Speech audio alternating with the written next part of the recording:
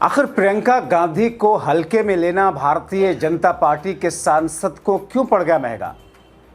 आखिर संसदीय समिति की उस बैठक में जो कि गृह मंत्री अमित शाह के अधीन आता है, उसमें प्रियंका गांधी ने किस तौर पर मोदी और शाह के खास सांसद को रगड़ा और फिर अब प्रियंका गांधी को किस तौर पर अंधभक्तों का झुंड ट्रोल कर रहा है।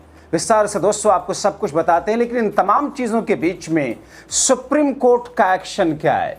स्वागत है आप सभी का। आप देख रहे हैं द राजनीति का विशेष सेगमेंट खबर और विश्लेषण। मैं हूं जब्बार खान। दोस्तों आमतौर पर आप देखते और सुनते आए होंगे राहुल गांधी और प्रियंका गांधी को। कई मौकों पर राहुल गांधी ने कहा कि मुझे सावरकर समझा है क्या, मैं माफी वीर थोड़ी हूं, मैं गलत चीज पर झुकने वाला थोड़ी हूं, मैं किसी भी कीमत पर इस चीज को होने नहीं दूंगा। और प्रियंका गांधी ने तो यहां तक कई बार कह दिया है प्रधानमंत्री नरेंद्र मोदी को लेकर के, उनकी सरकार की पॉलिसीज को लेकर के, कि एक कायर प्रधानमंत्री हैं। जाहिर तौर पर खुलेआम ये कहने के लिए गट्स चाहिए और ये कहा जा रहा है, बहुत सारे देश के बुद्धिजीवी और अंतर्राष्ट्रीय पत्रकार ये कह रहे हैं कि भारत के आज़ादी के बाद आज़ाद भारत के इतिहास में ये पहली बार है जब कोई इतना जुझारू और बहादुर नेता राहुल और प्रियंका जैसा आया है। क्योंकि सामने कौन है, आपकी बहादुरी तब तय होती है जब आपके सामने, आपके मुकाबले में काफ़ी ताकतवर और मजबूत हो और उसको आप परास्त कर दें। आपकी बहादुरी तब नहीं कि आपके सामने बेहद ही कमज़ोर सा कोई शख्स हो या कोई भी ऐसी स्थिति हो उसमें आप जीतें। दोस्तों प्रियंका गांधी संसद हो, सड़क हो या कहीं भी हो, राहुल गांधी से कदम मिलाकर या राहुल गांधी से कई बार आगे निकल करके सरकार को बैकफुट पर डालती हैं।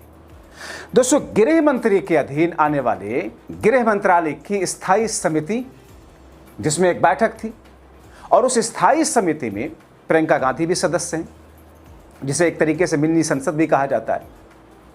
अब दोस्तों उसमें चर्चाएं होती हैं। आपने देखा होगा संसद के भीतर जो बहस होती है, कई बार किस तौर पर सीधे सीधे अमित शाह और प्रधानमंत्री मोदी को प्रियंका गांधी ने पॉइंट आउट करके उंगली से ऐसे उनको चुप कराया। अब दोस्तों इस स्थायी समिति में दरअसल बच्चों, बाल श्रम, शिक्षा समेत नाबालिगों को लेकर के, सामाजिक न्याय को लेकर के फैसला लेना था, चर्चा थी। और जब बात नाबालिग बच्चों की आई तो फिर प्रियंका ने मौका देख करके चौंका गया। उन्होंने 20 जुलाई के इसी गृह मंत्रालय के अधीन आने वाली दिल्ली पुलिस के जरिए चलाए गए पायलट गन, आंसू गैस, लाठीचार्ज, छात्राओं के साथ में हुई बर्बरता का जिक्र करते हुए मांग रख दी कि नाबालिग तो वो भी थे, जंतर मंतर पर नाबालिग छात्र छात्राएं भी थी, मतलब 18 वर्ष से कम आयु के थे। तो जब यहां पर इस जिन चीजों को लेकर चर्चा हो रही तो सबसे जरूरी है कि इस पर हो। और वो बच्ची जिसे प्रधानमंत्री मोदी ने माफी मंगवाई थी वीडियो बनवा करके, उसकी आयु सोशल मीडिया पर आ रही थी 15 वर्ष। तो आप 15 वर्ष की बच्ची से, इस मासूम से आप माफ़ी मंगवाने के लिए वीडियो बना करके आप उसे मजबूर करेंगे और माफ़ी मंगवा ली। मगर नाबालिगों की जब चर्चा हो रही है तो इन नाबालिगों जिन पर पुलिस ने जो बर्बरता की उस पर चर्चा नहीं करेंगे। प्रियंका गांधी हार गई।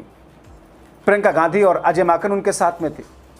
युवा प्रदर्शनकारियों, छात्रों पर पुलिस से कार्रवाई सबको लेकर के कहा कि साहब इस कार्रवाई में नाबालिग बच्चे घायल हुए, बच्चियां घायल हुई, समिति के भीतर चर्चा होनी चाहिए। मगर भारतीय जनता पार्टी के सांसद और उनके लोग, खास तौर पर समिति के अध्यक्ष थे जो कि बीजेपी के सांसद हैं राधा मोहन दास अग्रवाल, वो भड़क उठे, कहा नहीं ऐसा नहीं हो सकता। उन्होंने कहा कि मामला तो सुप्रीम कोर्ट के अधीन है, विचाराधीन है, सब जुडिस है, समिति अपने निर्धारित एजेंडे के तहत ही काम करेगी। असहमति के कारण हंगामा इस कदर बढ़ा, करीब 1 घंटे तक गहमा गहमी का माहौल रहा और तभी अचानक प्रियंका और बीजेपी सांसद के बीच में तगड़ी भिड़ंत होती हुई नजर आई। दोस्तों एक तरफ भारतीय जनता पार्टी हर मोर्चे पर इस मुद्दे से भाग करके चर्चा से बचना चाहती है, क्योंकि ये वो मुद्दा है जो अमित शाह के गले के फांस बना हुआ है। ये वो मुद्दा है जिसने पहली बार शाह के इस्तीफे के लिए पूरे देश में एक नैरेटिव सेट कर दिया है। ये वो मुद्दा है जिसे भारतीय जनता पार्टी को मजबूर किया कि 12 वर्षों में चौड़ में कहते थे कि साहब इस्तीफे नहीं होते, मगर प्रधान जी का इस्तीफा हो गया। ये वो मुद्दा है जिसने उस बीजेपी का, जिसके बारे में कहा जाता था कि साहब वहाँ सूर्य अस्त होता ही नहीं है, वहाँ कभी बैकफुट पर आने की चिंता ही नहीं होती, मगर सूर्य अस्त होना तो छोड़ो, ऐसी अंधेरी रात छाई हुई है इस वक्त फिलहाल, जिसकी कल्पना नहीं की थी। और इसी बीच में मामला सुप्रीम कोर्ट में उसी समय चल रहा था, जिसमें सुप्रीम कोर्ट ने मामले में ऐसा कदम उठाया जो सरकार को मुश्किल में डाल रहा। सर्वोच्च न्यायालय ने 20 अगस्त को जंतर मंतर और अन्य स्थानों पर प्रदर्शनकारियों के खिलाफ पुलिस और सुरक्षा कर्मियों द्वारा अत्यधिक बल प्रयोग के आरोपों की जांच के लिए हाई पावर्ड कमेटी का गठन किया हुआ है, जिसमें पायलट गन के घायलों की एफआईआर तक दर्ज नहीं हो रही थी।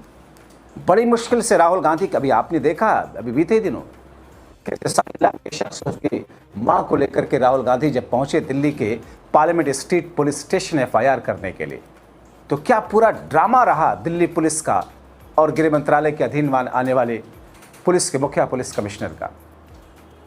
अब दोस्तों 13 अगस्त का दिन आपको याद है, संसद के मानसून सत्र के दौरान इंडिया ब्लॉक ने किस तौर पर पूरे सत्र में अमित शाह प्रधानमंत्री मोदी के जवाब के लिए मांग रखते रह गए, मगर गृह मंत्री प्रदर्शनकारी छात्रों के खिलाफ पुलिसिया कार्रवाई पर चर्चा के लिए आए तक नहीं। अब दोस्तों जिस तरह से संसद की उस समिति में मोदी के खास सांसद और प्रियंका के बीच में भिड़ंत हुई, चर्चा का विषय बना हुआ। दोस्तों प्रियंका वो नेत्री हैं जो सांसद बनने से पहले से ही मोदी, शाह और बीजेपी संघ को टारगेट पर रखती हुई आई हैं। तो फिर एक ऐसी स्थिति दोस्तों, मानसून सत्र भले ही खत्म हो गया है, लेकिन मानसून सत्र को आधिकारिक तौर पर खत्म नहीं किया गया है, कंप्लीटली उसे अनिश्चित काल के लिए उसे स्थगित किया है सत्ता पक्ष के इशारे पर लोकसभा स्पीकर बिरला ने, मगर सत्रासन अभी नहीं हुआ है। ऐसे मौके पर सत्रासन होता है। तो वैसे में चर्चाएं अलग अलग तरह की चल रही हैं कि क्या इस बीच में सत्रासन ला करके इसे खत्म माना जाएगा, या इस बीच में 2-4 दिनों का विशेष सत्र बुला करके मोदी और शाह इस पर चर्चा के साथ में परिसीमन बिल जिसके लिए वो तैयारी कर रहे हैं, चारों तरफ लगे हुए हैं, उन बिल को भी रखेंगे। ये एक ऐसी स्थिति है दोस्तों जिसमें बड़ी ओहापोह की जैसी स्थिति है, जिसमें सत्ता पक्ष ना कॉन्फिडेंट है, ना ही विपक्ष की तरफ से ली जा रही वाली लाइनों की अभी निश्चितताएं हैं, क्योंकि अभी आने वाले दिनों में होना क्या है। अब तो मानसून सत्र खत्म हो चुका है, अब सीधे दोस्तों विंटर सेशन आएगा, यानी कि शीतकालीन सत्र। तो विंटर सेशन के बीच में एक लंबी अवधि है, और इस अवधि में बीजेपी अपने नैरेटिव को सेट करने के लिए जो कील काटी उखड़ी पुखड़ी है उसे दुरुस्त करने की कोशिश कर रही है, मगर उसी स्तर पर उसी अंदाज में देशव्यापी जो आंदोलन चल रहे हैं उसमें सरकार को सहजता से बैठने का मौका नहीं दे रहे, क्योंकि 27 अगस्त खत्म हो रहा दोस्तों। 5 सितंबर को दिल्ली में इंडिया गेट से लेकर के पुलिस मुख्यालय तक मार्च, ठीक 20 अगस्त की तरह जब संसद का घेराव करने के लिए, मार्च करने के लिए निकले थे। ऐसे में बीजेपी अभी से हताश है, परेशान है। इन तमाम चीजों के बीच में भी दोस्तों बीजेपी इस बात पर चर्चा नहीं कर पा रही है, जवाब उसके पास है नहीं कि छात्राओं के साथ बर्बरता का सलूक क्यों किया गया। तो शिक्षा व्यवस्था चौपट, देश में सामाजिक न्याय नाम की चीज को खूंटी पे टांग करके हिंदू मुस्लिम करा करके तनाव को लगातार बढ़ाया जा रहा। अर्थव्यवस्था चौपट, विदेश नीति चौपट, लेकिन इस बीच में उद्योगपतियों के बड़े से बड़े कर्जे राइट ऑफ कर रही है भारतीय जनता पार्टी की ये सरकार। 26,000 करोड़ का सेटलमेंट देश के एक बड़े मीडिया हाउस का, न्यूज मीडिया से लेकर के फिक्शन, टीवी और फिल्म उद्योग में जिनका बड़ा धंधा है, सरकार वो कर ले रही है, मगर गरीबों और किसानों के 10,000, 5,000, 20,000 के लोन के लिए उनके घर खोद डालते हैं बैंक वाले। सुसाइड रेट कितना ज़्यादा हाई है। लेकिन इन तमाम चीज़ों से सरकार को क्या फ़र्क पड़ना। वो सरकार जो अपनी पुलिस की बर्बरता पर आंख मिला करके चर्चा करके उस पर जवाब नहीं दे सकती, वो सारे ढकोसले तो करेगी। और इन ढकोसलों के बीच में अंधभक्तों का नैरेटिव उनके लिए जो सरकार बनवा रही है हज़ारों करोड़ रुपए खर्च करके, उसी में अंधभक्त झूम रहे हैं, गौमूत्र पी करके और गोबर खा करके। लेकिन आप ऐसा मत बनिए, अपनी राय खुद बनाइए, बहकावे में नहीं आइए, देखिए हो क्या रहा है, कमेंट करें।